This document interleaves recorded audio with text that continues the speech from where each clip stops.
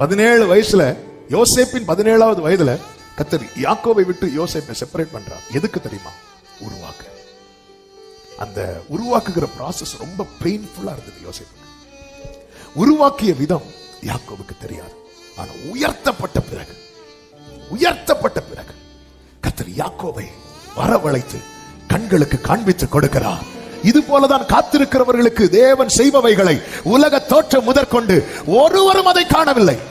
இந்த 22 வருடங்கள் யோசேப்பை யாக்கோபு மீட் பண்றதுக்கு 22 இயர்ஸ் ஆச்சு. இந்த 22 வருடங்கள் யாக்கோபு ஆண்டவர்கிட்ட பேசாம இருந்திருப்பாரு, ஆண்டவர் யாக்கோபுட்ட பேசாம இருந்திருப்பாரு. ஆமே. பல நேரத்தில் அந்த பகுதியெல்லாம் மெடிடேட் பண்ணும்போது எப்படி தோணும்னா, ஆண்டவர் ஒரு அட்லீஸ்ட் இன்டைரக்டாவது சொல்லியிருக்கலாம்.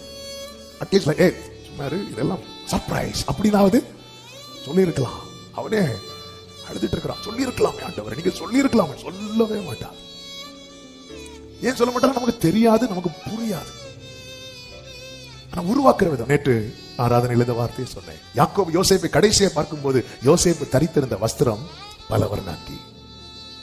22 வருடம் கழித்து யாக்கோபு யோசேப்பை பார்க்கும்போது யோசேப்பு தரித்திருந்த வஸ்திரம் ராஜ வஸ்திரம். ஆனால் இது நடுவிலே அவன் தரித்திருந்த சிறைச்சாலை வஸ்திரம். யார் பார்க்கல தெரியுமா? யாக்கோபை பார்க்க விடல. யாக்கோபு தலைக்கு கீழே கல்லு வச்சு படுத்தத ஈசாக்கு ரெபெக்காளை கர்த்தர் பார்க்க விடல. ஏசாவை பார்க்க விடல.